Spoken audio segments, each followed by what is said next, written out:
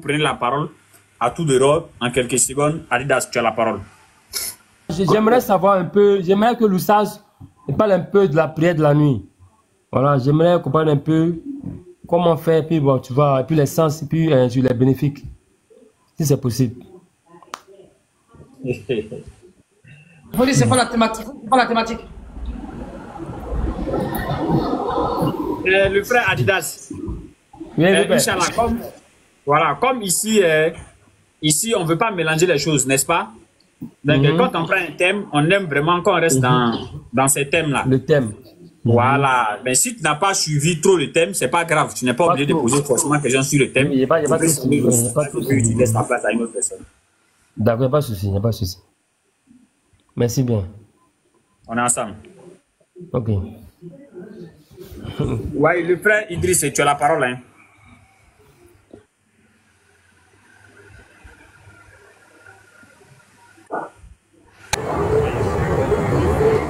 Assalamu alaikum wa rahmatullah.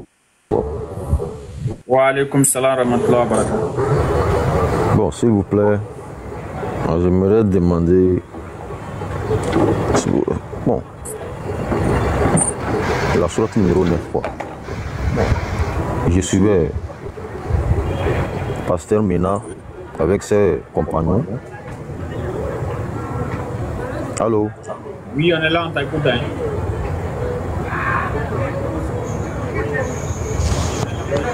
Merci. Avec ses compagnons, il parlait là où on parlait comment sourate 9, quoi. La sourate 9. Les versets m'échappent, s'il vous plaît, mais ça s'explique qu'ils ont pris leur rabbin et le corps divinité en dehors de Allah et Messie, Ibn Maryam. C'est ce qu'expliquait le verset. Ils ont pris leur rabbin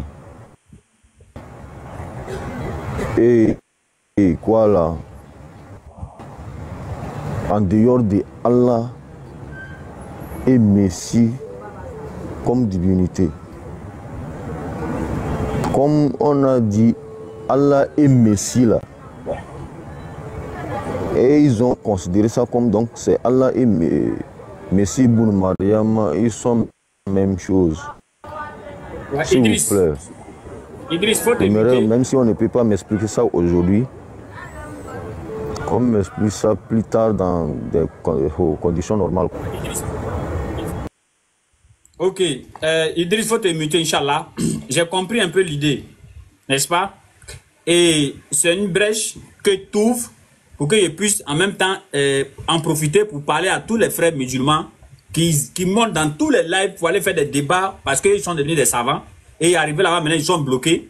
Ils se retournent pour venir des trucs comme ça. C'est un hors sujet, mais je préfère parler sur ça parce que je veux essayer de lancer un appel à tous les musulmans qui sont devenus des savants des débats. Et quand on donne ici, là, chaque lundi, le maître Karim donne des cours ici. Mardi, c'est les témoignages. Mercredi ou jeudi, on est en train de voir si Imam Aguil Touré va passer. Maintenant, chaque vendredi, le maître Aziz Khan donne des cours ici. N'est-ce pas? Hein? Mais quand on monte, souvent c'est 500 personnes, souvent c'est 200 personnes connectées direct. Mais ces mécréants-là, quand ils font les live, tu t'en là-bas, tu t'en trouves qu'il y a près de 400 personnes. C'est deux chrétiens et puis tous les 300 autres là, c'est les musulmans. Et maintenant, ils connaissent rien dans ce que les gens sont en train de dire. Mais après, c'est eux qui vont fatiguer les gens. Moi, j'ai suivi ce petit truc-là. Regardez ce qu'ils ont fait du verset.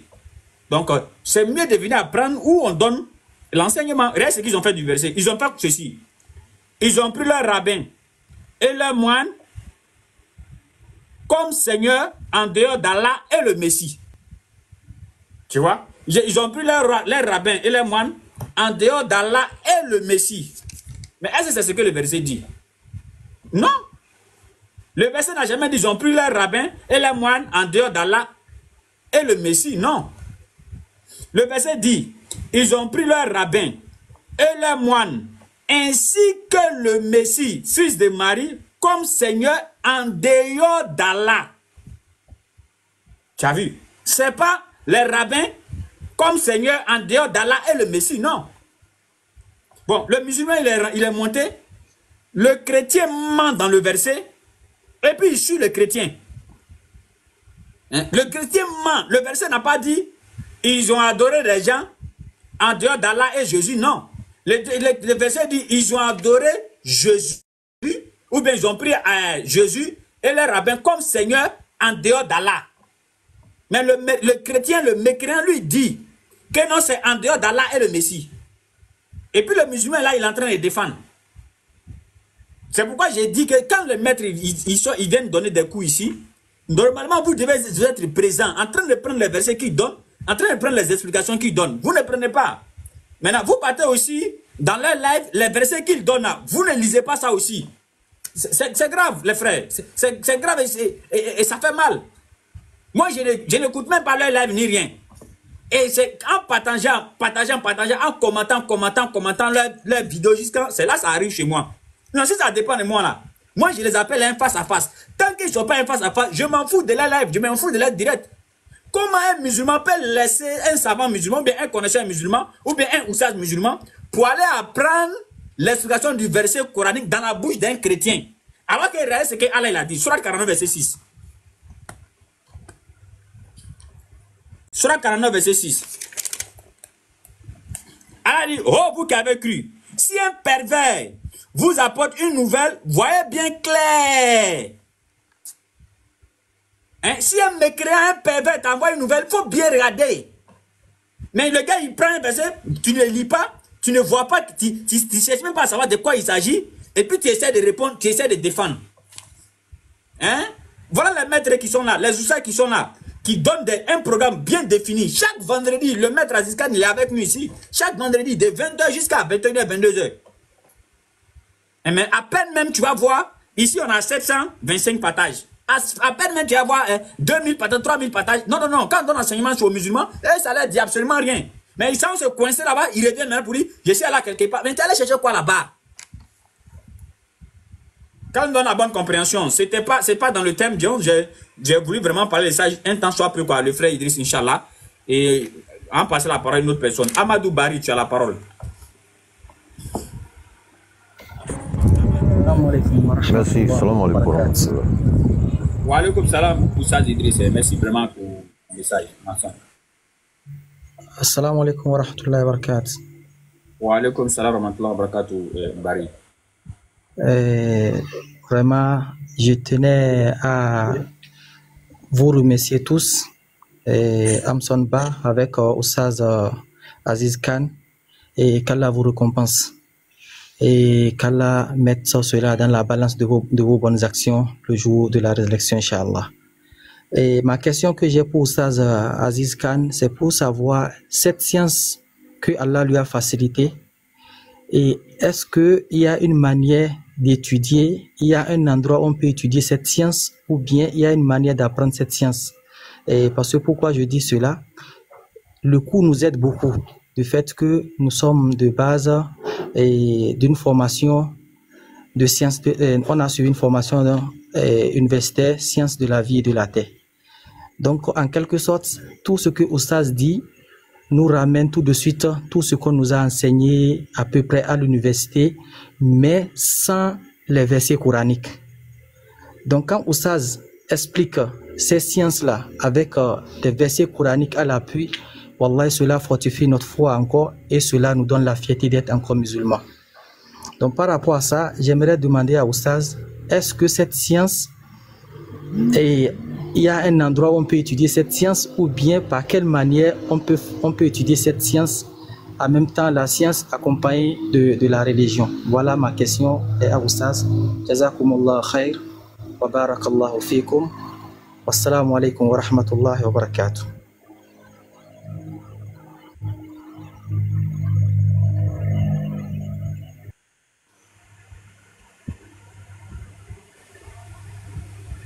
Oui, maître, vous avez la parole. Hein?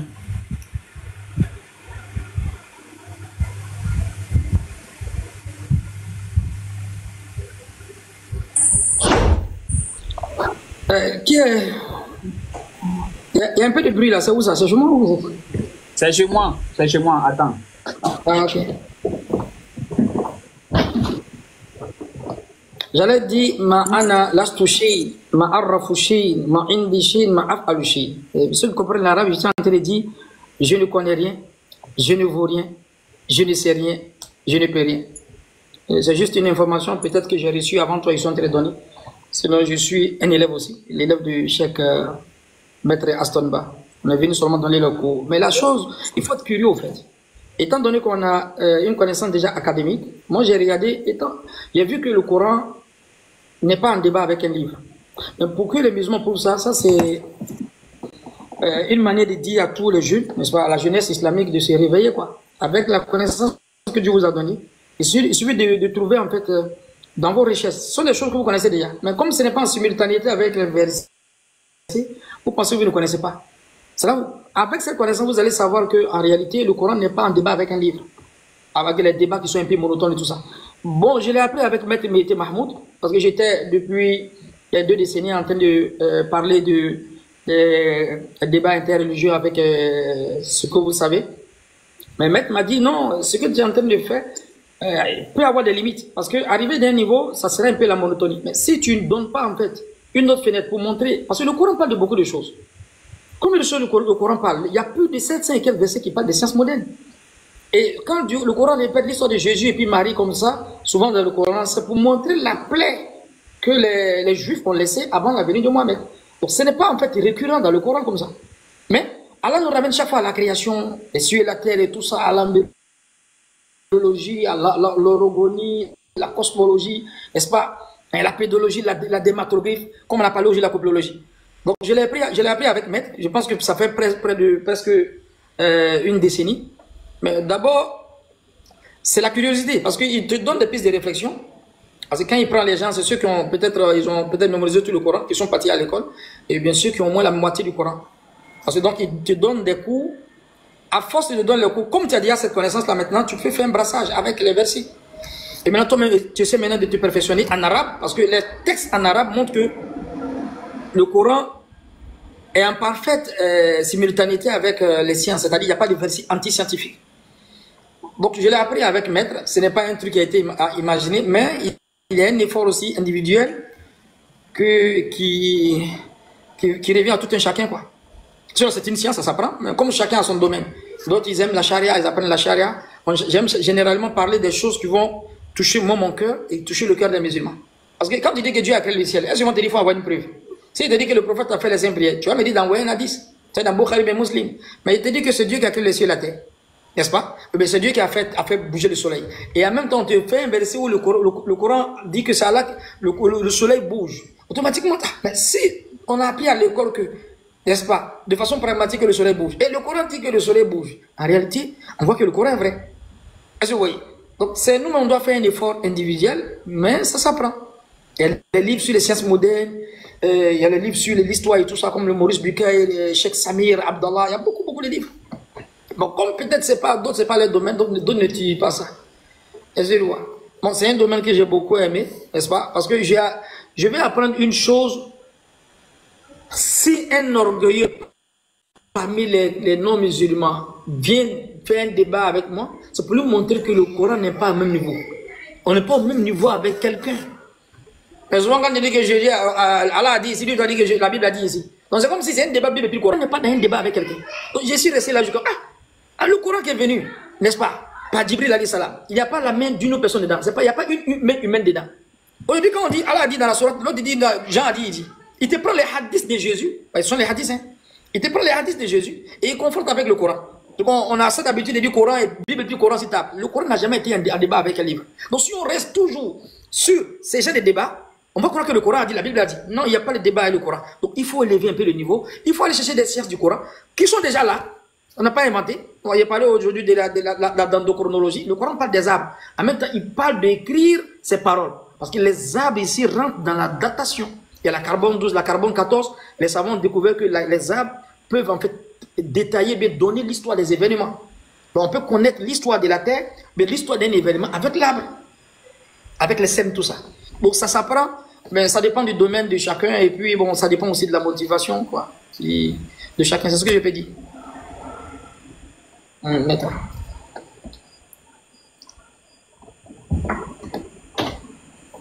Amadou Barry, tu as ton dernier mot. Désolé. Merci beaucoup, Saz. Allah vous récompense. C'est compris, Inch'Allah. Merci beaucoup, Amadou Barry. Merci vraiment pour la patience.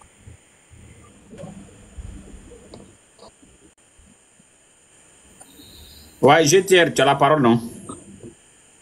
Ça, c'est le maître GTR. Quand il est là, on ne parle pas. Le grand Azizkan veut m'écrire des problèmes. Si on commence à me poser des questions en privé, je vais les bloquer. Hein. Salam alaikum wa rahmatullahi wa barakatuh. Franchement, merci beaucoup, Maître Azizkan et Astonba pour le live. J'ai pris le live en cours parce que je travaillais d'autres. Je sais pas si ma question va être dans le thème ou pas, mais ça va être dans la sourate Les fourmis au verset 8. Quand il dit, il est écrit, puis lorsqu'il arriva, parlons de Moïse, on l'appela, béni soit celui qui est dans le feu et celui qui est autour.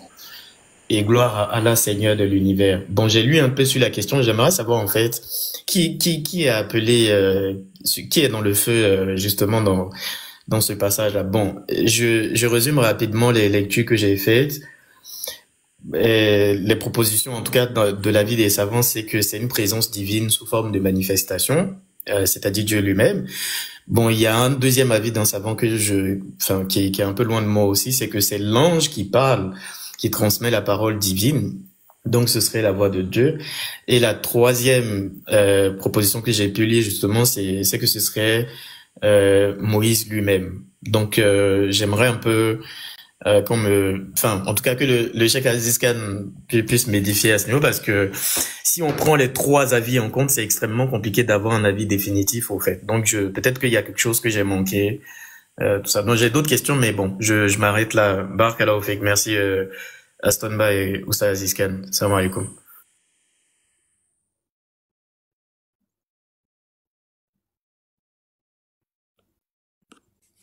Wa alaikum salam wa rahmatullahi wa barakatuh. Maître Azizkan, vous avez la parole. Hein.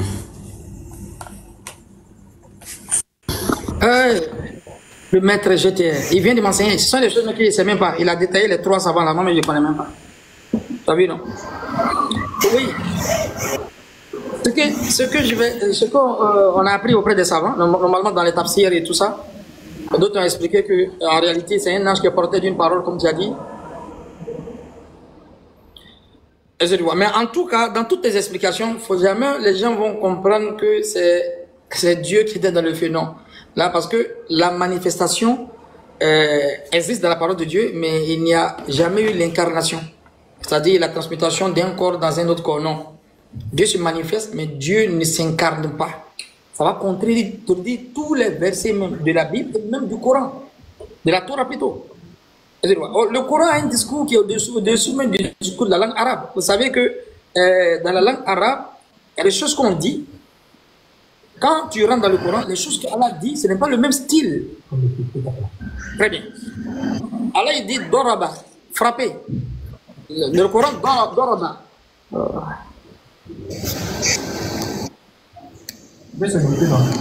Attends, collectif, s'il te plaît, tu peux te muter? C'est-à-dire, faut me voir sur ton micro. Il dit c'est-à-dire. Vas-y. Donc ici, si on traduit ça de façon stricto sensu, en disant que béni soit celui qui est dans le feu, en réalité, ça nous ramène à l'incarnation. Ça va contredire même Moïse encore avec Dieu. Moïse dit, Dieu, je vais te voir. Dieu dit, mais il pourrait dire, Dieu pourrait dire à Moïse, mais tu m'as déjà vu là-bas dans le feu. Non? Ça contredit. Béni soit celui qui est dans le feu. Si vraiment Dieu s'était incarné, Moïse ne pouvait pas demander à Dieu encore, Allah, j'ai envie de te voir. Dieu il dit, Lantarani, moi on ne me voit pas. Donc si tu prends Lantarani, moi on ne me voit pas, c'est le Coran du façon Ba'dou Ba'd. Si tu veux d'abord comprendre le Coran, il faut expliquer le Coran par le Coran. Ça c'est au-dessus même de la parole du prophète. Tout à l'heure là, Allah il dit, Inna anzalnahu fi laylatin mubaraka inna kunna munzilin. J'ai fait descendre, nous l'avons fait descendre la nuit bénie. C'est quelle nuit? C'est quelle descente? C'est quoi on a fait descendre? Allah a dit comme ça dans la surah Dukhan, bien la surah Sajada. Ah, donc on ne sait pas qu'est-ce qui est descendu. Et c'est quelle nuit? Allah encore nous ramène dans la sourate Qadr. Inna anzalnahu fi laylatil qadr. Ah, donc, laylatul mubaraka là-bas, c'est laylatul qadr. Tu as vu comment le Coran est dense? Donc, d'abord, il faut joindre tous les versets de Moïse avec Dieu. Tu vas comprendre qu'ici, là, il s'agit de la connaissance stylistique. Donc, si après le verset, tu rentres directement dans le tafsir, tu n'es pas en train de rentrer dans la compréhension d'abord du Coran. Tu rentres d'abord dans l'explication d'un être humain qui est pieux. Donc, il peut dire à peu près, il peut dire mieux que moi, mais il ne peut pas dire mieux que les autres versets du Coran qui sont en simultanéité avec le premier verset qui t'a cité. Donc, Inna anzalna fi laylatil mubaraka. On l'a fait descendre la nuit bénie. Mais c'est quelle nuit bénie? Allah dit, retourne là-bas, tu vas comprendre là-bas. Inna anzalna fi laylatil qadr. Ah, donc laylatil qadr ou laylatil mubaraka. Donc, la nuit bénie, c'est la nuit de destin. Regardez comment Dieu explique le Coran dans le Coran. C'est Dieu même qui parle ici. Ça, c'est mieux que Tafsir Ibn Kassir, c'est mieux que Tafsir Bagawi, c'est mieux que Tafsir Jalalain, c'est mieux que Tafsir Qurtubi, c'est mieux que tout le Mufassiroun. On est d'accord ou on n'est pas d'accord? Est-ce qu'on est d'accord? Absolument, absolument. On est d'accord parce que c'est Dieu qui parle. C'est au-dessus même de la parole du prophète. Non, non, non, quand Dieu explique, le prophète n'a même pas besoin de dire. Parce que Dieu a déjà dit, le prophète va venir nous motiver. La nuit, si tu pries, tu as telle récompense. Mais Laylatul Mubaraka, c'est Laylatul Qadr. Le Coran, c'est déjà expliqué avec le Coran. Donc, on ne va pas aller même en bas pour aller chercher Ibn Kassir. On voit directement que, ah, le Coran a dit ça, le Coran a dit ça. Ah, c'est ça que ça. C'est ça. C'est comme ça qu'il faut comprendre les versets aussi. Quand béni soit celui qui est dans le feu, si on veut aller de façon stricto sensu, ça va contredire la vision de Moïse avec Dieu. Surat Exode 33, verset 20, et le Coran, Surat Araf. Dieu, j'ai envie de te voir. Allah dit à Moïse, l'âne, c'est le plus haut degré de la négation. Ne plus, ne pas, ne jamais, ne guère. Tu ne peux guère me voir, tu ne peux pas me voir, tu ne peux jamais me voir. Il dit l'âne. Il n'est pas dit là. Il dit l'âne tarani, on ne me voit pas. Tu ne peux pas me voir. Mais normalement, on doit comprendre que si c'est béni soit celui qui est dans le feu. Si on veut traduire de façon francisée, comme nous on dit, mais Moïse, tu exagères. Tu as déjà vu Dieu encore, tu veux le voir une deuxième fois. Dieu va dire Moïse, mais arrête ça. Quand il te donné la Torah là, où on s'est vu là-bas, là, tu m'as déjà vu une fois, toi tu aimes trop ça. Il dit l'antarani. Si Dieu dit on ne me voit pas, quelle est la vision de Moïse là-bas? T'as vu? Donc les savants, ils font un espoir pour expliquer, mais il faut d'abord jouer les versets ensemble. Si Moïse a déjà vu Dieu, si les gens se disent que non, Dieu s'est incarné, mais pourquoi encore venir voir Dieu encore alors que je l'ai déjà vu là-bas? Et Dieu dit à Moïse, voilà que il est Djabal. Je vais te donner un exemple. Comme on ne me voit pas, tu ne crois pas là. Tu aimes mon enfant, mais tu ne crois pas, on ne me voit pas là. Il est Djabal. Je vais faire une tentation d'incarnation, mais ça ne va pas se passer. Tu as vu ça? Donc s'il s'était incarné dans le feu, il va essayer de s'incarner dans la montagne qui est encore plus grande que le feu. Qu'est-ce qui s'est passé? فلما تجلى ربه للجبل جعله دكا وخر موسى صعقا فلما أفاق قال سبحانك تبت إليك وأنا أول مؤمنون. Le récit là, c'est la preuve palpable pour montrer que moi-même je n'ai pas compris le verset. De béni soit celui qui est dans le feu. Donc d'autres, dans une compréhension balbutienne, il s'est dit que c'est une incarnation. Mais Moïse a vu Dieu là-bas. Si en réalité il a vu Dieu, pourquoi Dieu même a monté une petite lumière à la montagne? Il a voulu s'incarner dans la montagne, chose qui est impossible. La montagne est devenue poudre, Moïse s'est évanoui. Normalement, s'il s'est incarné dans la première créature, il peut le faire dans la deuxième créature qui est encore plus grande. C'est-à-dire que la montagne peut supporter même Dieu que le feu. En réalité, les deux sont faux. Donc ici, c'est une connaissance stylistique qui a un peu biaisé en fait certains chrétiens. Donc béni soit celui qui a le fait. Soit tu vas expliquer que c'est un ange qui est porteur d'une parole, à l'instant même du hadith. Parce que quand on voit le hadith où Dieu il dit qui a un problème, je vais régler. Vous connaissez le hadith, non? Yanziru tabaraka wa ta'ala ila sama'i dunya. Le hadith dit, Allah descend, Dieu descend au premier ciel de ce monde. Quand vous voyez ce hadith là-haut, si les gens veulent dire que c'est une parole vraie, c'est-à-dire, ça veut dire que ça n'a pas besoin de magia, ce n'est pas une parabole, mais ce n'est pas une connaissance stylistique, ça veut dire que Dieu est Dieu sur terre. Pourquoi? Parce que s'il fait nuit en France tout à l'heure, là, il fait jour ici. Quand la nuit finit en France, le jour arrive en France, la nuit ici. Quand la nuit finit ici, il fait nuit en Côte d'Ivoire. Donc Dieu doit être là permanemment parce que les nuits ne sont pas les mêmes dans tout le monde entier. Ouais, le verset c'est dangereux. Donc celui qui va comprendre que Dieu descend au premier ciel pour dire qu'il y a un péché, je vais pardonner, il y a un savant qui explique qu'il dit en réalité c'est un ange qui est porteur d'une parole, comme Islam Ahmed qui le dit. Il est dans l'explication des hadiths, c'est un ange qui est porté d'une parole qui est en train de dire. Mais si on dit non, Dieu même dit, le prophète dit, Dieu descend au premier ciel de ce monde, qui dit que qui est dans le quart de la nuit. Mon frère, le quart de la nuit, là, quand il y a le fuseau horaire, là, dans tout le monde entier, c'est 12 heures de différence, de décalage horaire. Il y a la nuit qui se suit sur combien de pays. Donc Dieu doit être toujours là. Donc c'est un peu bizarre. Je donne un indice encore. Dieu tend sa main la nuit pour que le péché du jour demande pardon. Il tend jamais le jour pour que le pécheur de la nuit demande pardon. Jusqu'au jour de la résurrection. Donc s'il tend sa main la nuit, alors que la nuit ne finit pas chez ici. La nuit est finie ici, mais il y a la nuit en Côte d'Ivoire. La nuit est finie en Côte d'Ivoire, il y a la nuit en France. Donc la main de Dieu est toujours là. C'est pour dire que le repenti est toujours ouvert jusqu'au jour de la résurrection. Ce n'est pas de façon pragmatique que Dieu va faire sortir son bras comme ça jusqu'à, normalement, on doit voir le bras de Dieu. Donc les gens ont mal compris. C'est pour ça, le vendredi prochain, je vais expliquer la connaissance stylistique. Le style du Coran, on est obligé de faire ça. J'avais préparé ça. On va expliquer ce verset-là encore. Donc, il y a des versets dans la langue arabe qui dit une chose, mais quand tu expliques en français, tu vas te tromper. Alors il dit, on a lu le verset dans la Sourate 66 au verset 11 à 10. Le mot Doraba, c'est frapper. Et Deribou, il y a Deribou, Doraba, fi'l madi, fi'l amri ou fi'l mudari. Le présent continue, le passé ou bien le futur, fi'l mustaqbal si vous voulez. Ça adrib. Mais Doraba, c'est fâché, c'est frapper. Mais dans le Coran, Doraba, qui est utilisé dans la langue académique arabe, étant donné que le discours du Coran est élevé, Doraba n'est plus frappé. Doraba signifie donner une information. Elle a dit, on les frappe. Non, on leur donne un exemple. Pourquoi Doraba ici n'est plus frappé encore? Ça n'a aucun sens. On ne peut pas frapper avec un exemple, on donne un exemple. Les Arabes, ils étaient très forts dans la rhétorique. Donc quand les gens prennent le discours du Coran pour franciser ça comme ça, pour expliquer, non, peut-être le musulman même, il ne va même pas bien comprendre. Souvent il est dans l'incarnation, dans l'anthropomorphisme, alors que ce n'est pas ça. C'est le discours du Coran qui est très élevé. Il y a kun fayakun. Normalement, on doit dire kun fakena. Mais il dit kun fayakun. En arabe, tu dois dire kun fakena. Il a dit soit et puis la chose était. Mais il dit kun fayakun, fayakun. Le fayakun, ça prend le présent, le passé, le futur. C'est déjà fait, ça s'est fait, santé de se faire. Tout ça, c'est la langue arabe. Et c'est le discours même du créateur de la langue arabe. Il y a beaucoup de choses quand il met dans la langue académique arabe. Le Coran utilise ça, mais c'est d'une autre manière. Allah, il dit à Moïse, on a dit à Moïse, quand le peuple de Moïse avait soif, on a dit à Moïse de frapper la roche. Mon frère, bois et puis caillou là. Qui doit frapper un? C'est caillou qui doit frapper, bois, mais c'est bois qui doit frapper. Le mot frapper. En réalité, frapper, ce n'est plus frapper pour ressentir une douleur. Mais faudrait ici, il faut donner une information à quoi?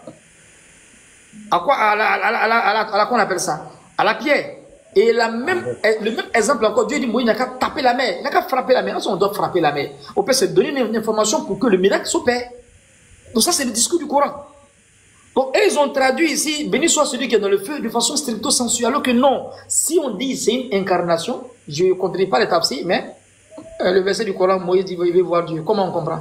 Dieu dit, tu ne peux pas me voir. Alors qu'il s'est incarné de l'autre côté là-bas dans le feu. Donc, quel est le sens de bénir que celui qui est dans le feu? Autour et à côté.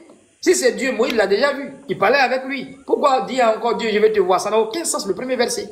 Comment on doit comprendre? Il faut regarder les tafsirs. Peut-être tu vas voir les tafsirs, il y aura une explication qui sera meilleure de l'un que l'autre. Là, tu m'as donné un enseignement où il dit que c'est un ange qui portait une parole. Ça m'a fait rappeler même certains hadiths du prophète où les gens croient que c'est Dieu qui est en train de parler, alors que non, il est porteur d'une parole. C'est ce qui a égaré les chrétiens. On va revenir sur la stylistique dans le Coran et la stylistique dans la Bible. Où les prophètes, les uns sont appelés Dieu. Ou même les uns pardonnent les péchés, mais ils ne sont pas Dieu. La Bible les appelle Dieu. Mais ils pardonnent les péchés. Mais en réalité, c'est Dieu qui pardonne les péchés. Donc la connaissance stylistique dans la prophétologie, c'est très efficace, mais beaucoup ne comprennent pas. Donc, si on dit béni soit celui qui est dans le feu, avant d'arriver même dans les tafsirs, mais le verset qui dit Dieu, je vais te voir là, mais ça n'a aucun sens. Il a déjà vu là-bas. Il dit bon, si tu veux me voir, regarde la montagne. Alors qu'il était dans le feu. La montagne, il dit si la montagne est restée stable, mais si la montagne n'a pas pu rester stable, c'est le feu qui va rester stable. Ça contredit même la logique, la raison raisonnable, même la justice, ça contredit. Donc on va essayer de voir dans tous les tafsirs Quel est le meilleur avis? Quelle est la meilleure explication? Moi, je vais épouser l'explication que tu as dit. C'est un ange qui est porteur d'une parole. Je peux épouser ça. Là, ça va avec la logique et ça va avec les enseignements même historiques.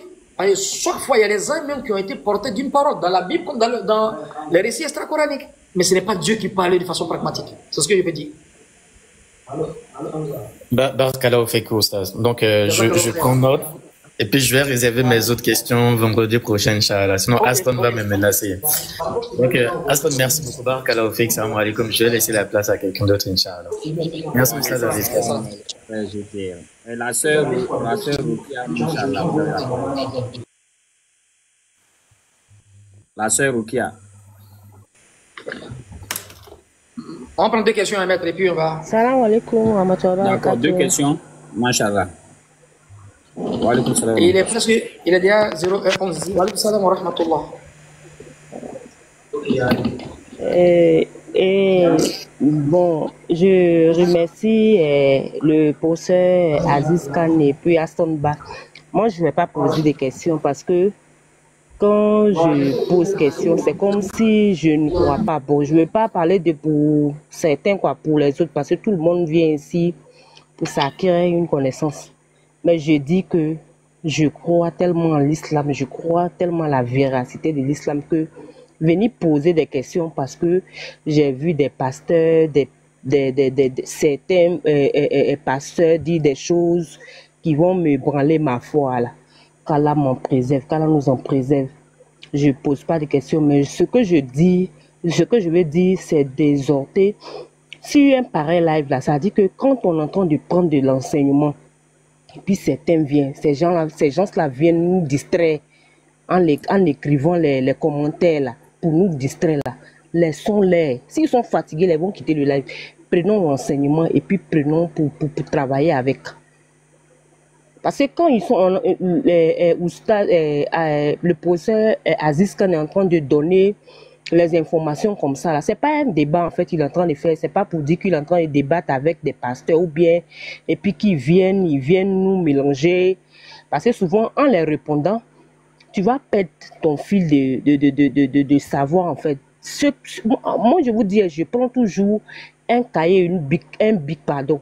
Je note, j'écoute, je note, j'écoute. Même si tu prends ton temps à les répondre, à écrire des commentaires pour dire que, ici, là, ne les répondez même pas quand ils seront fatigués. Ou bien s'ils veulent prendre l'enseignement pour aller ce que tu veux, parce que là, ils ne connaissent pas encore la religion. Ce dans quoi ils sont, ce n'est pas une religion, c'est de l'amusement. Nous qui sommes dans la religion, la vraie, là, laissons-les se distraire en mettant les commentaires qu'ils veulent. Mais j'exhorte tous les musulmans ici. Tous ceux qui se disent musulmans là, quand le professeur est en train de prendre son temps pour donner les explications, surtout au niveau de la science. Moi je dis, j'ai dit une fois ici et je redis, je n'ai jamais aimé la science, mais tellement qu'il est explicite, il est éloquent, et puis son explication est authentique. Parce que quand on regarde même là, et puis on s'assoit en tant qu'être humain, on voit vraiment que il y a une vérité qui ne dit pas son nom. J'exhorte tous les musulmans qui viennent sur le live de M. Aziz Khan. Ne vous laissez pas distraire par ces personnes-là. Ils se sont amusés, ils sont fatigués de s'amuser, ils veulent venir nous entraîner à eux. De garde, ne vous laissez pas dans leur amusement. S'ils viennent mettre les commentaires là, ignorez les commentaires là, laissez-les mettre les commentaires. Et puis, si, comme M. Aziz Khan est en train de faire les éloges d'Allah subhanahu wa ta'ala, si vous connaissez certains noms là, mettez en commentaire, glorifiez avec lui pour l'encourager. Quand il va lire les commentaires, lui-même il va être vraiment inspiré encore. Parce que c'est nous qui devons l'encourager, lui et M. Aston Ba. C'est nous qui devons les encourager. Il ne faudrait pas qu'on perde notre temps à répondre à ces personnes-là qui vraiment, ça me fait mal de le dire, mais qui ont leur âme déjà perdue. Franchement, qui ont leur âme déjà perdue. Merci, ma soeur. Merci. Qu'Allah nous donne la meilleure des compréhensions. C'est pour dire à mes frères et sœurs musulmans qu'il ne faudrait pas qu'on se laisse distraire par cela. On a une religion qui est la vraie. Voilà, merci bien. Et salam alaikum à tous. Qu'Allah nous donne encore la foi, qu'Allah augmente notre foi. Merci, salam alaikum à tous. Wa alaikum salam. Tu as la parole. Merci beaucoup, ma soeur. Qui a la parole, Monsieur Watch Collection? Ouais, toi, Monsieur Watch Collection, tu as la parole. Ok. D'abord, je suis très ravi de retrouver Amisob Abdelaziz Indri. C'est une grande faveur ce soir parce que ça date de longtemps. Et puis, il y a longtemps aussi, je te suis. Il a évoqué un problème dans le live qui m'a beaucoup marqué et surtout en questionnant les débats. Voilà, c'est quelque chose vraiment, je n'apprécie pas beaucoup moi. Et je suis d'avis un peu avec lui où il a dit que bon, le Coran est un peu trop élevé pour qu'on fasse des débats inutiles avec certains trucs. Donc ça d'abord, c'est déjà encourageant avec une mentalité ainsi, c'est déjà bon. Maintenant, moi j'ai une suggestion. C'est aujourd'hui, j'ai vu votre live et ça m'a plu et j'ai eu à participer. Maintenant, comment on peut s'organiser, voilà, autour du Coran? Parce que comme il a dit, c'est le Coran et c'est la parole d'Allah. Il y a tout ce qu'on veut qui est déjà inscrit là-dedans. Maintenant, comment s'organiser autour du Coran pour pouvoir faire sortir réellement les gens dans les ténèbres? Voilà, parce qu'il y a l'incompréhension religieuse qui est là, qui nous entoure. On est déjà plongé là-dedans et nous tous, on peut... Pardon? World Collection, il faut essayer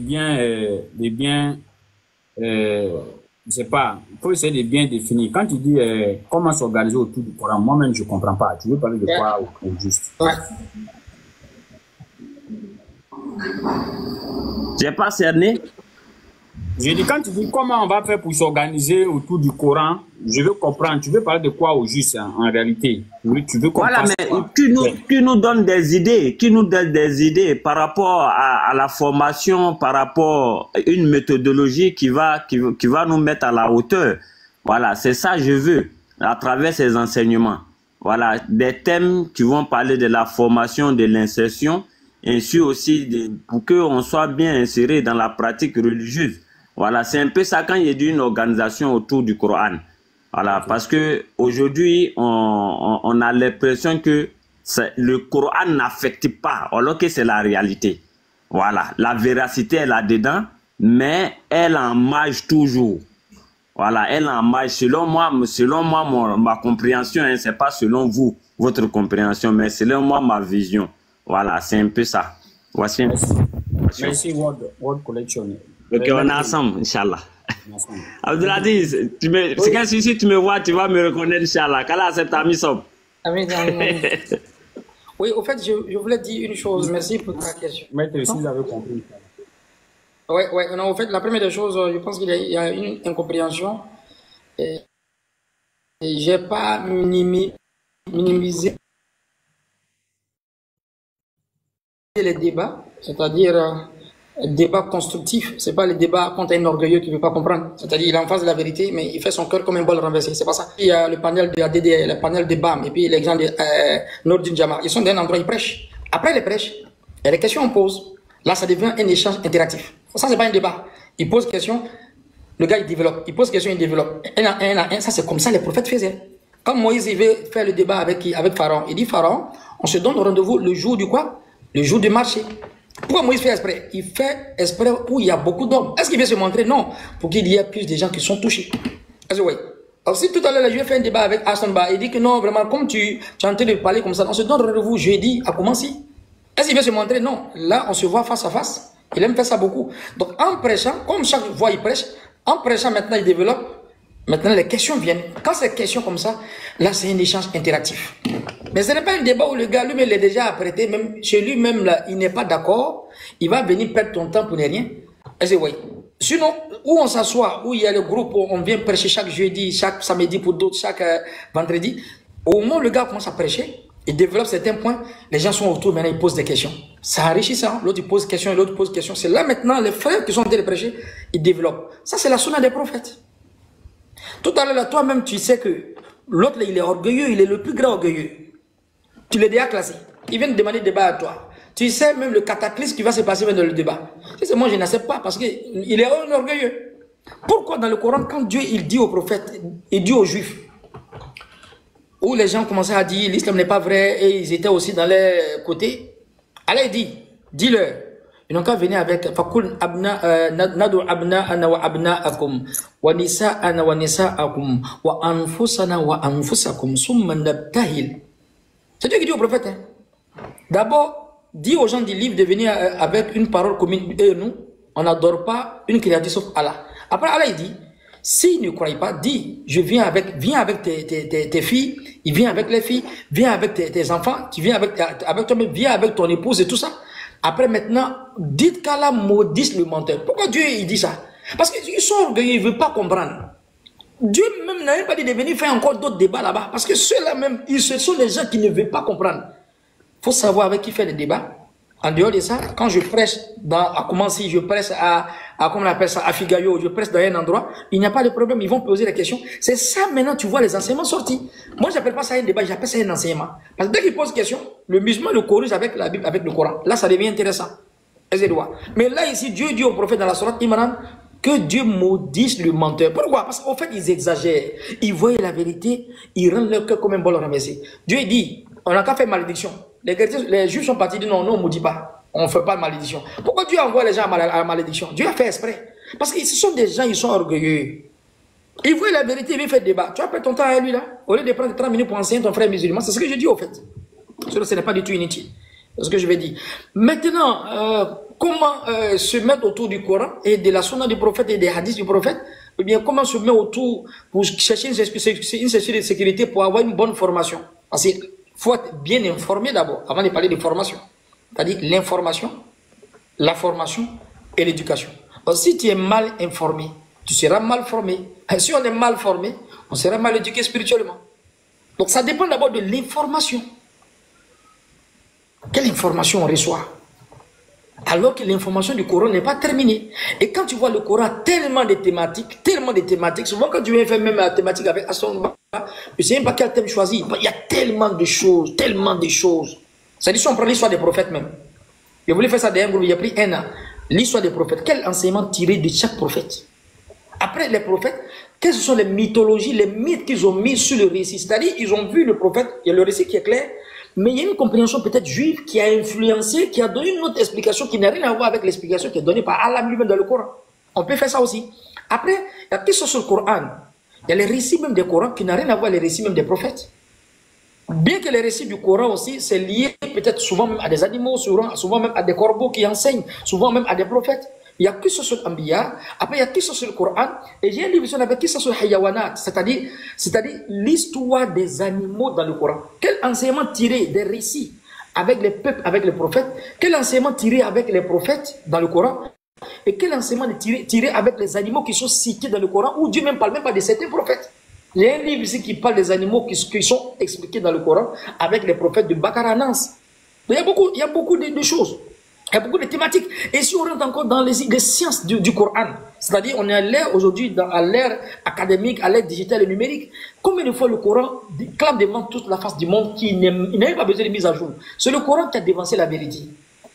C'est le Coran qui a dévancé la vérité. Donc nous aujourd'hui, quelle formation on doit avoir? C'est vous qui envoyez les idées maintenant. Nous on veut être formés de telles choses. Quand tu vas donner maintenant ton besoin, on peut sortir la thématique. C'est-à-dire, si j'ai dit vendredi prochain, vous voulez qu'on parle de quoi? Si vous donnez une thématique tout à l'heure, demain, vendredi devient avec ça. Le Coran a tout à dire. Est-ce que vous voyez? Mais souvent, on écoute des choses, normalement, même, c'est pas ce qu'on doit écouter. Quand tu entends faire quelque chose sur un panel, comme il a dit, des chrétiens, ils sont en train de parler du même débat que toi, tu as déjà assisté. Viens d'un endroit même, apprendre les sourates. Il y a combien de fois les musulmans ne connaissent pas le sens des sourates? Combien de musulmans qui ont lu le Coran de Bakara Nas en français, hein, laisse arabe, tu ne connais pas arabe. Combien de musulmans qui a dit non, moi je fais un programme, je prends le Coran en français, je vais lire une page. Mais mon frère, je te jure par Dieu, si tu commences à lire une page du Coran en français, question que tu as posée à Aston Bala, peut-être il va te bloquer. D'abord, on n'a pas ce programme-là. Lisons le Coran même 2 pages par jour, même en français. Oui, c'est un essai de traduction, mais ça va susciter beaucoup de questions. Pourquoi elle a dit comme ça là-bas? Pourquoi elle a dit comme ça là-bas? Les musulmans n'ont pas de programme. C'est le mois de Ramadan, tu vas prendre tout le Coran, où les gens lisent le Coran, le mois de Ramadan, peut-être. Alors que le Coran, on doit parcourir le Coran. Le Coran n'est pas venu d'abord pour la lecture, le Coran est venu pour la compréhension. Hein. Le Coran est venu pour qu'on comprenne. Imagine, Allah t'envoie une lettre.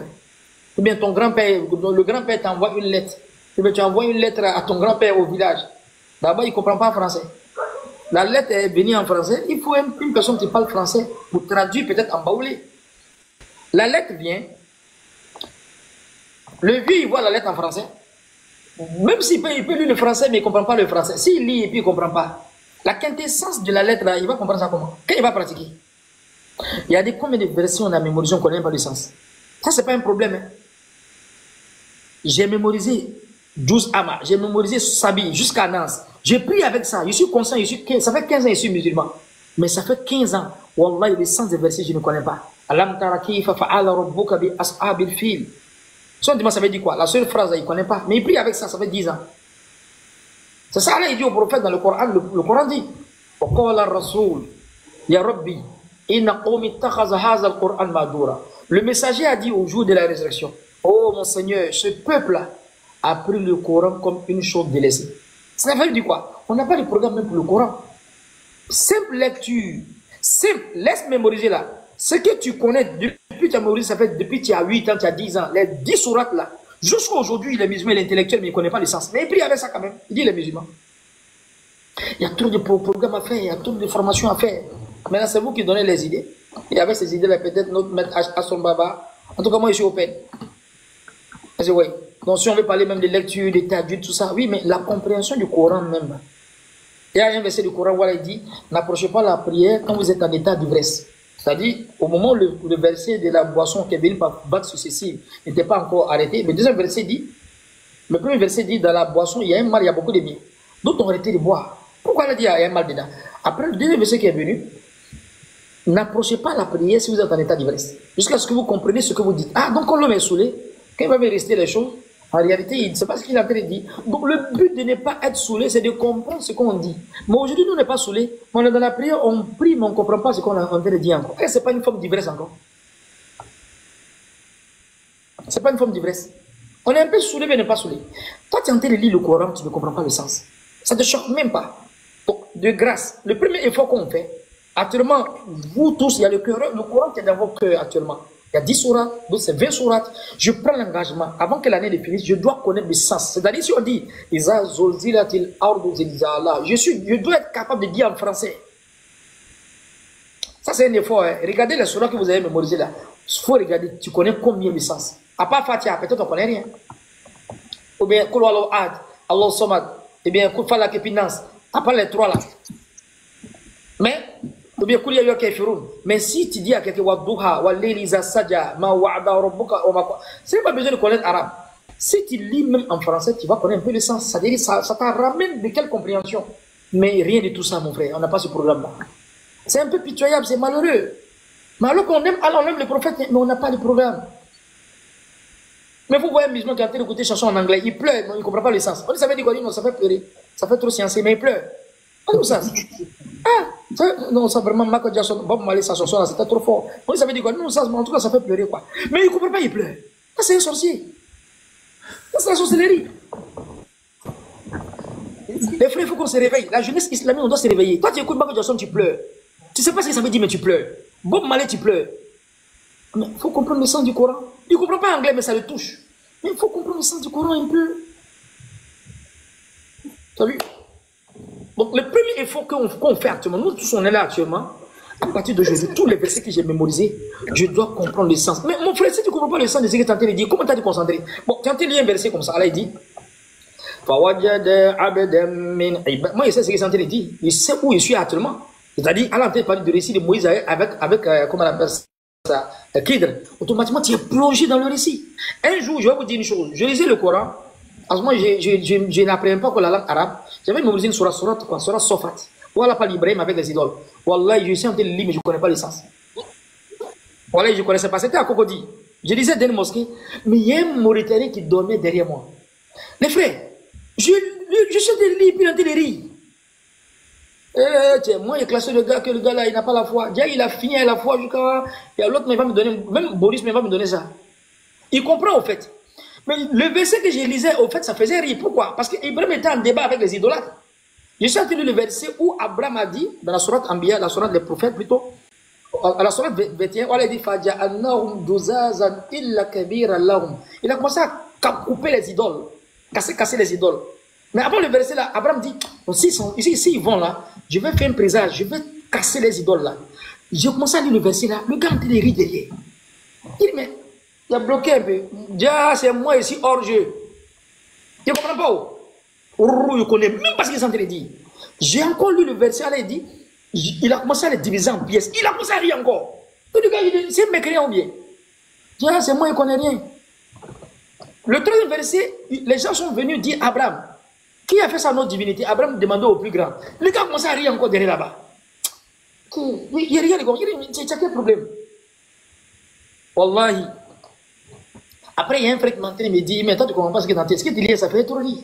En fait, tu parlais du récit d'Abraham avec les idolâtres. Il m'a expliqué, il a vu que ces mots étaient hors jeu. Mais est-ce que le Mauritanien ne comprend pas le sang? Il comprend le sang, ça fait un peu rire. Il s'est moqué un peu des mécréants. Abraham dit, mais c'est le plus grand qui a... Pourquoi vous l'adorez? Le Mauritanien, il a ri pendant 5 minutes. Moi, je ne comprenais pas, mais il chante les lits. Et regarde comment lui, il est dans le verset, alors qu'il est couché. Mais s'il rentre dans la prière, c'est là comment? Mettre à son bas. Il n'est pas rentré dans la prière, vous voyez ça qu'elle est là. S'il rentre dans la prière, c'est là comment? Mais il va vivre la prière. Je ne sais pas si vous me comprenez. Il faut comprendre le sens. Wallah, ta prière va changer. D'autres posent la question au sens, comment il va me concentrer? Il faut comprendre le sens, tu vas te concentrer. Tout à l'heure, je ne vais pas te dire même pas. Tu sais ce que tu es en train de dire. Ça, c'est la première des choses pour se concentrer dans la prière. Il faut comprendre le sens des versets. C'est ce que je peux dire. Salam alaikum.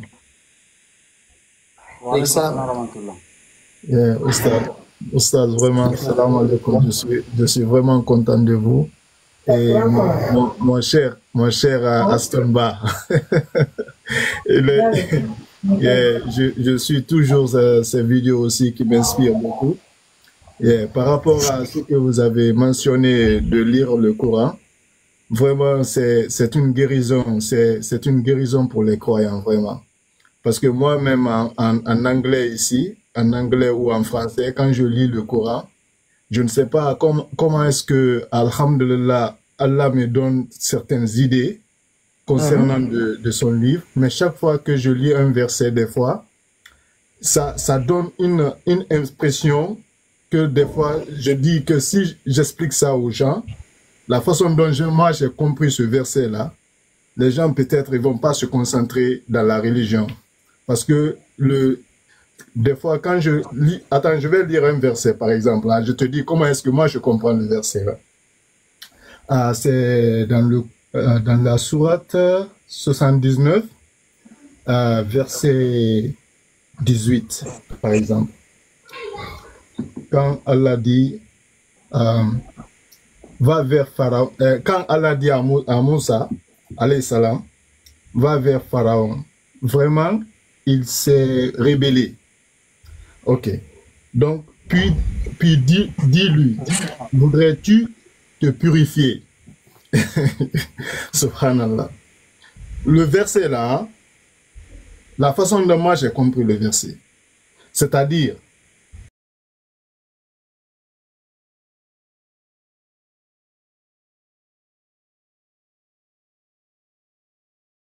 que Mohammed sallallahu alayhi wa sallam nous est venu et meurt et va dans l'enfer, c'est lui qui a cherché.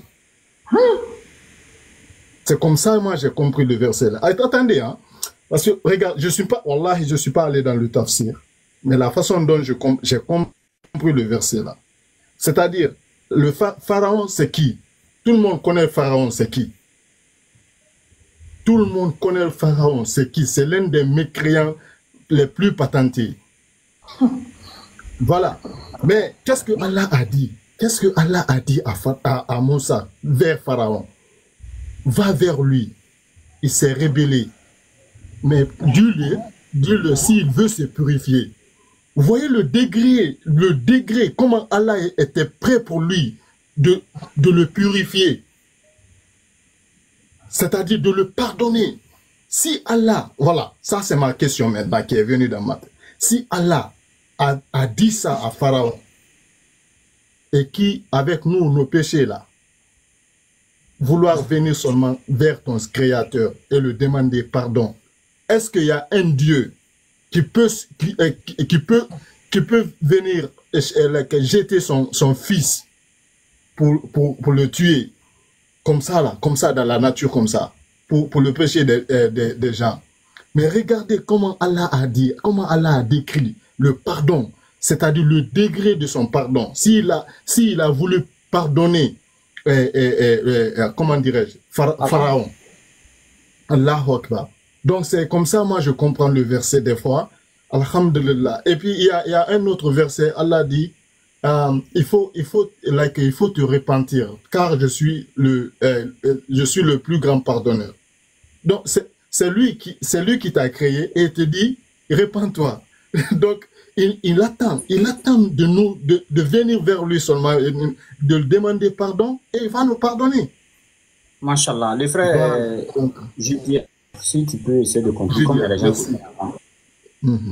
Allah va faire. Salam alaikum wa rahmatullah.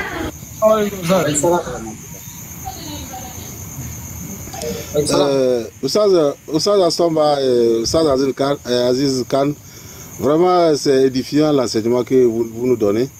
Et voilà, jazakumullah khairan, barakallahu fikum. Bon, ma question c'est par rapport à l'enseignement de la semaine passée. J'avais voulu monter poser des questions, mais il n'y avait pas eu de place à poser des questions, quoi. Donc je vais voir si je peux poser ma question, si possible. Attends, question sur l'enseignement de la semaine passée. Oui. J'avais demandé à monter, mais ça, comme il faisait tard là, vous avez coupé le live. On va attendre à poser question sur la semaine là, pardon. Hein? Attends, Russi, attendez, ne prenez pas la parole comme ça, à tout de rôle. J'ai pensé, je sais que c'est passé, Didier voulait vite parler de ça, c'est pourquoi il avait pris la parole, mais on lui a concédé ça. Ce que je vais dire au frère Adam, le frère Adam, juste un instant, hein, tu vois un peu. Et qu'est-ce que je voulais te dire là? Quelle est la mauvaise? On va prendre. Salam alaikum. Wa alaikum salam wa rahmatullah. Oui, bonsoir, comment vous allez? Wa alaikum salam wa rahmatullah wa barakatuh. On va bien, juste un instant. Alhamdulillah. Au fait, j'ai écouté ce que Oustaz vient de dire, j'ai tellement aimé sa manière de parler.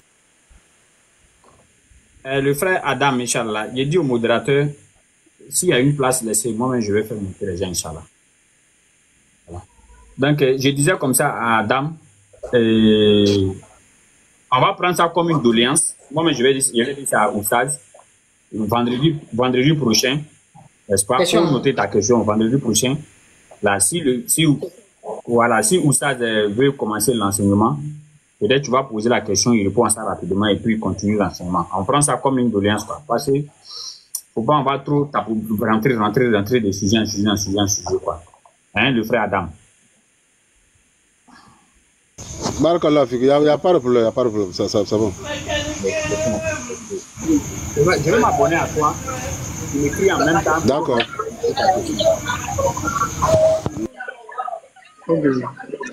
Merci.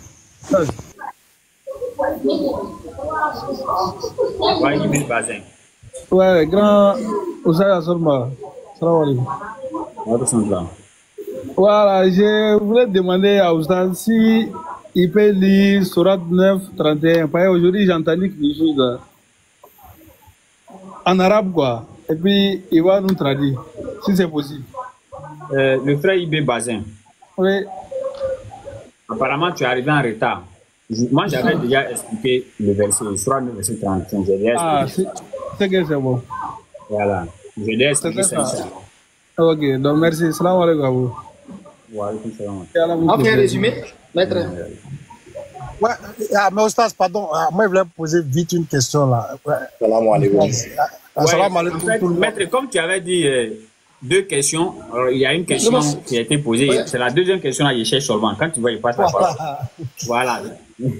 Dès que la deuxième question arrive, c'est fini, vous allez comprendre. Voilà. Assalamu alaikum tout le monde. Vraiment, merci pour l'enseignement. Vraiment, Aston Bar, quand je serai riche là, tu as moitié de mon jeton. Merci pour l'enseignement. Ouais. Maintenant, Aziz Khan, à la question que je voulais poser. Attends, Ripsi, un instant. Oui. C'est le prophète, il a dit que tout ce que le musulman dit, les anges, ils l'ont fait. Hein? Ça veut dire là. Mon papa m'a dit un truc un jour.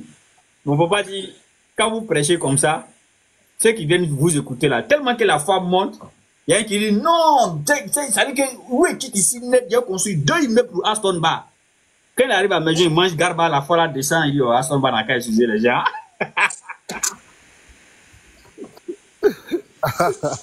Donc, vas-y rapidement, comme le maître est déjà fatigué, il est là, il y a au moins 2 heures ou 3 heures. Maître, donc voilà. C'est clair. Maître, je voulais demander, bon, dans ce 21e siècle, là, comme vous avez parlé de... Il y a le couple et puis il y a la femme. Comment nous on peut faire? C'est-à-dire que quel petit enseignement on peut donner comme ça pour qu'on puisse, quand on voit à notre couple comme ça, c'est-à-dire que à notre moitié comme ça, c'est-à-dire on sait que c'est elle qui est là, c'est-à-dire que en couple,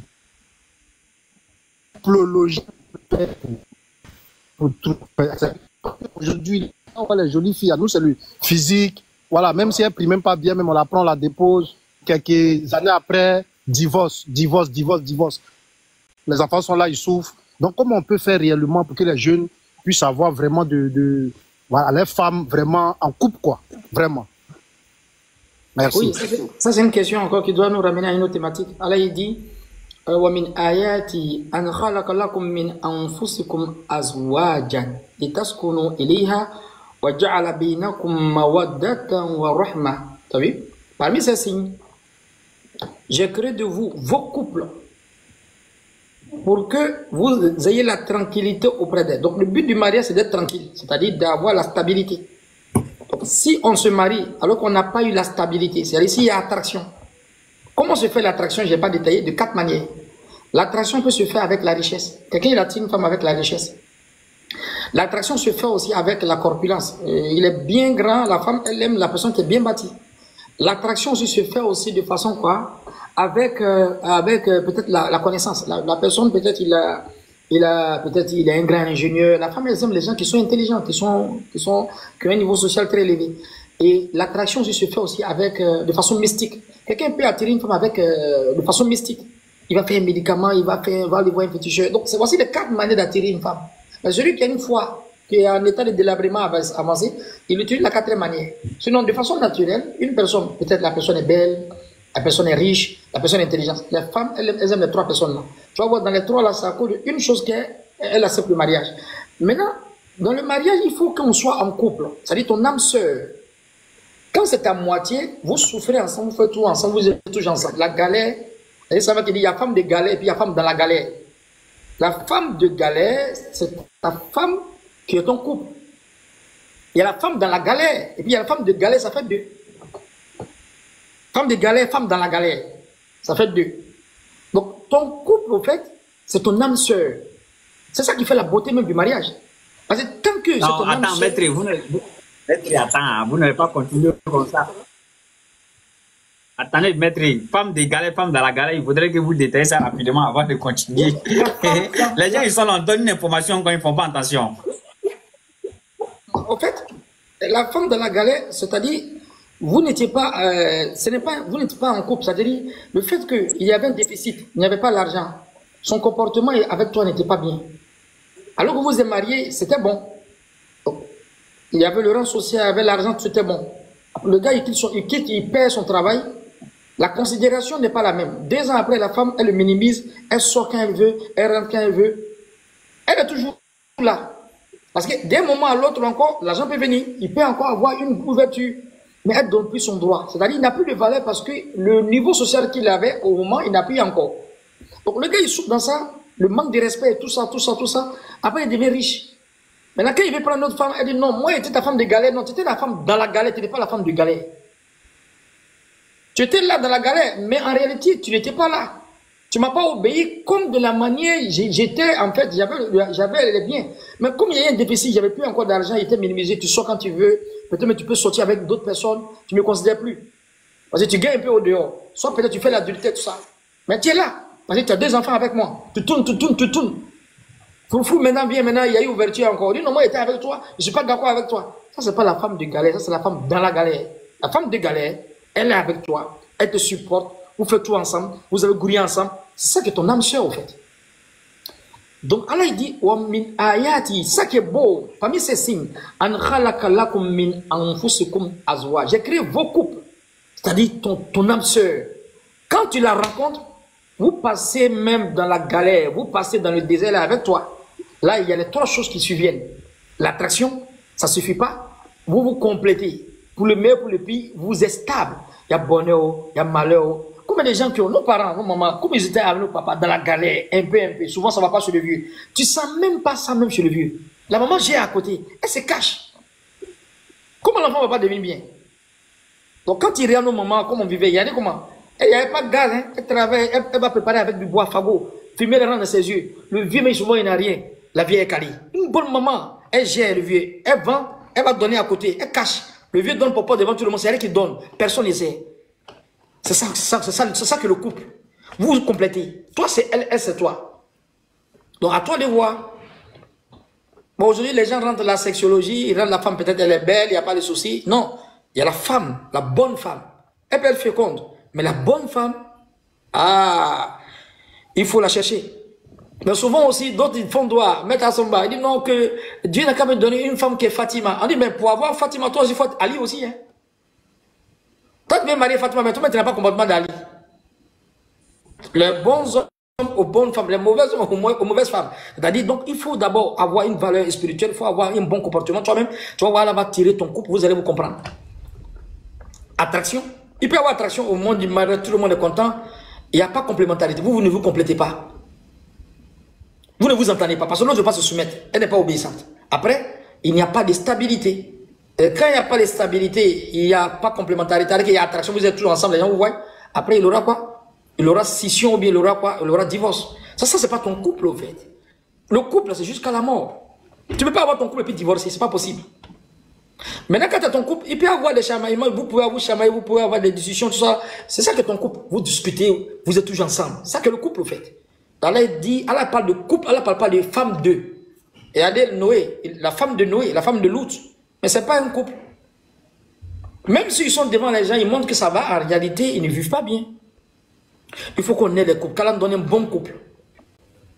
Non, on dit qu'Allah donne un bon mari, qu'Allah donne une bonne femme, qu'Allah donne un bon couple. C'est-à-dire, on se complète, on se comprend. Parce que la vie, c'est un combat, au fait. Ça, c'est une autre thématique encore. On va rentrer dans la sexologie. Parce qu'il y a plusieurs choses aussi à expliquer tout ça. Il y a l'espace petit-grand, l'espace grand-petit. Ça s'explique. Qu'est-ce que l'espace petit-grand? Qu'est-ce que l'espace grand-petit? Ça, c'est la sexologie. Ça s'explique. Il y a plus les versets là, Sourate 2, verset 187, Sourate 2, verset 223. Ça, c'est une sourate qui explique. Mais ça, c'est pour les mariés. C'est pas pour Aston Ba. Ça, c'est pour les mariés, ça. On a compris? Je vais pas dire ça ici. C'est pas pour Aston Ba, maître. Ouais. Prochainement, ça sera pour Aston Ba. Prochainement. Donc, actuellement, ce ne sont pas développés ici. Le jour qu'on fait ce coup-là, il me fait remplacer par quelqu'un d'autre. Voilà, non. Donc, ça s'explique. Il faut apprendre. La coupologie, ça s'apprend. La sociologie, ça s'apprend. Ça s'apprend, voilà. Comment prendre la femme, elle choisit son homme, comment l'homme doit être. Donc nous, on cherche à avoir une bonne, on va chercher à se marier, on ne demande pas à donner notre couple, notre azouage. Tant qu'on a notre azouage, notre couple, c'est fini. Tu as vu? J'ai mis entre l'amour et puis que la pitié. Pourquoi? Parce que récemment, ça commence par l'amour, ça termine par la pitié. Vous vivez ensemble, tellement vous êtes en couple, 20 ans, 30 ans, les vieux ils sont là après maintenant. Ils disent comme si l'amour s'en va. Tellement c'est ton âme sœur, c'est la pitié qui est en vous maintenant. Vous vous préparez maintenant pour la mort. C'est ça qu'est le couple. Ils ont commencé ensemble, ils se sont supportés un peu. Hein? Pour le meilleur, pour le pire, ça va jusqu'à ils ont vieilli un peu. Souvent, mais tu penses qu'il n'y a plus l'amour. Tellement ils ont vécu ensemble, l'amour a dépassé, maintenant c'est arrivé à la pitié. Ils se pardonnent, on a fait beaucoup de choses, nos passés, on a eu 5 enfants, elle a supporté, elle m'a supporté, un peu. Tu vois, les gens sont vieux, ils ont fait 60 ans ensemble, pendant 40 ans ensemble. C'est trop beau, la vie et puis le vieux. C'est ça qui est le couple, en fait. Alors, regardez nos mamans, les comportements, comment ils étaient. Qu'Allah nous donne la compréhension. Amen. Bon, il faut regarder le comportement. Je pense bien que les deux questions sont arrivées. Hein. Ouais. Bon, j'ai une question.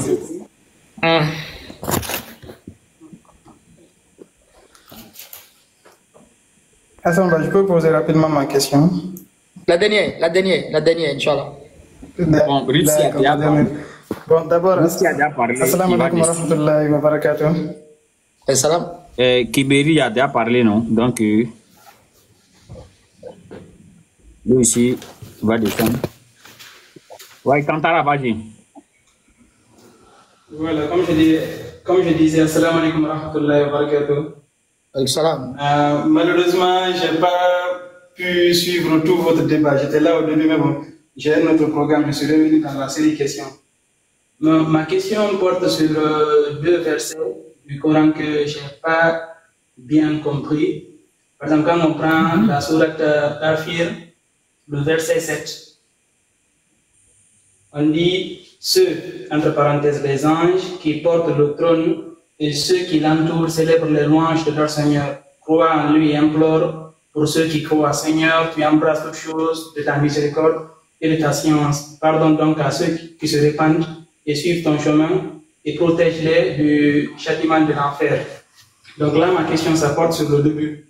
Là, on dit par exemple ceux, les anges qui portent le trône. Maintenant, il y a ce même cas aussi qui se répète au niveau de la sourate Al-Haqq, en verset 17. On dit, et les anges seront sur ses côtés ce jour-là, 8 d'entre eux porteront au-dessus d'eux le trône de ton Seigneur. Or, quand on prend dans Ayat al-Kursi, c'est-à-dire dans la sourate 2, le verset 255, là on dit Allah, point de divinité à part lui, le vivant, celui qui subsiste par lui-même, Al-Qayyum, ni somnolence, ni sommeil ne le service, à lui appartient tout ce qui est dans les cieux et sur la terre, qui peut intercéder auprès de lui sans sa permission. Il connaît leur passé, leur futur, et sa science, il n'embrasse que ce qu'il veut. Son trône Kursi déborde les cieux et la terre, dont la garde ne lui coûte aucune peine. Il est le très haut, le très grand. Ici, on nous fait savoir que son trône déborde les cieux et la terre, dont la garde ne lui coûte aucune peine. Maintenant, ce sont les deux versets que j'ai cités précédemment, là que je n'ai pas bien compris. Là où les anges portent le trône. Oui, le verset ici que tu as lu, le dernier verset ne dit pas trône. Ayatul Kursi. Le verset parle du repose-pied. Le Kursi n'a rien à voir avec Arsh. L'autre verset que tu as lu, on parle de l'Arsh. L'Arsh est différent du Kursi. Kursi, c'est le repose-pied. L'Arsh, si tu veux, c'est le trône. Donc, Ayatul Kursi, c'est Wasiya Kursi ou Samawati wal Ard. Si le repose-pied déborde les cieux et la terre, imagine même le trône qui, alors que le repose-pied est en bas du trône. Est-ce que tu vois? Donc, Ayatul Kursi, ici, on parle du repose-pied. Le Kursi, ce n'est pas l'Arsh. Il n'a pas dit Wasiya Arsh, il dit Wasiya Kursi ou Samawati wal Ard. Donc, il y a une différence entre Arsh et puis Kursi. Et quand tu vois dans les hadiths, le prophète explique. Il dit le Kursi, n'est-ce pas, qui est juste en bas de tout le repose-pied, n'est-ce pas? Et plus vaste que les cieux et la terre. Il dit, tu prends, c'est comme si tu as pris, tu prends la terre, le monde entier, tu mets dans le Kursi, c'est comme si tu as pris un grain de ça ou bien une pièce, tu as mis dans le désert ou bien dans la mer. Je vois. Maintenant, les porte-trônes, d'autres ont expliqué ça de façon, qu'est-ce que je veux dire, ils ont donné des explications paraboliques. D'autres disent non, on les appelle les Kurubiyoun. Il y a un livre qu'on appelle, le livre là, je le livre ici, qui donne même le nom des anges, qui donne en fait la doigt que les anges même font. Mais il dit les porte-trônes. Il dit c'est Yom al-Qiyamah, ils seront 8. Parce que le verset dit وَيَحْمِلْ عَرْشَ رَبُّكَ فَوْقَهُمْ يَوْمَ إِذٍ ثَمَانِيَةٌ. D'autres disent non, ils sont déjà 8. Ils portent deux trônes. D'autres disent non, c'est Qiyamah, ils seront 8. En réalité, c'est une catégorie dans ce qu'on appelle les porte-trônes. En arabe, ils appellent les Kurbiyoun. Et le savant même, il a donné l'évocation que ces porte-trônes font. Subhana zil izzati wal jabarut, Subhana zil malik wal malakut, Subhana al hayyu allazi la yamut. J'ai vu même le livre. Et je vois. Maintenant, des évocations qu'ils font encore, pourquoi? Pour demander pardon pour les croyants. Donc, étant donné qu'il y a des tribus d'anges, il y a des anges qui écrivent le bien et puis le mal. Il y a talaqal mutalaqiyan an il-yamin wa al-shimal. On